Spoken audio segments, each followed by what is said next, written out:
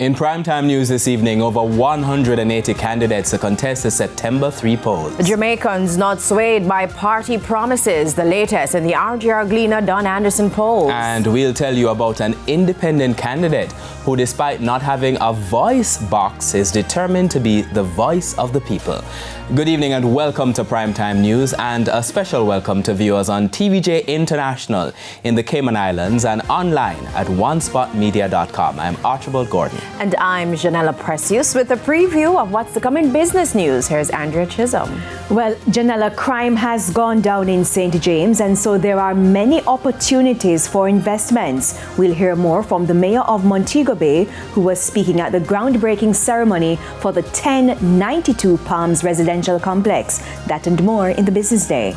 And what kind of tune is he singing this evening? Renata Brown is here with a preview of what's coming up in Primetime Sports.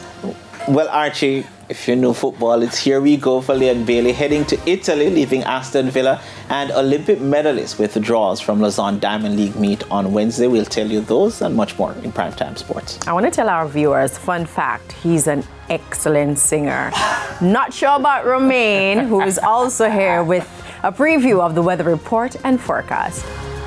Well, I can't sing at all, but we do have Erin that is very close to the Caribbean area, and although we aren't being directly affected by the system, it has changed up the weather pattern across the area.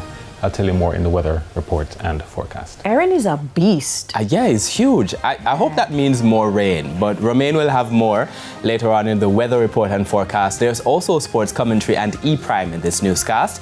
But before the break, the feedback question. And Archie, this evening we are asking, what are your thoughts on the number of third-party candidates nominated today? You can share your comments online, facebook.com/televisionjamaica. And you can post on X at TVJ News Center. So please stay with us. Primetime News returns after this break.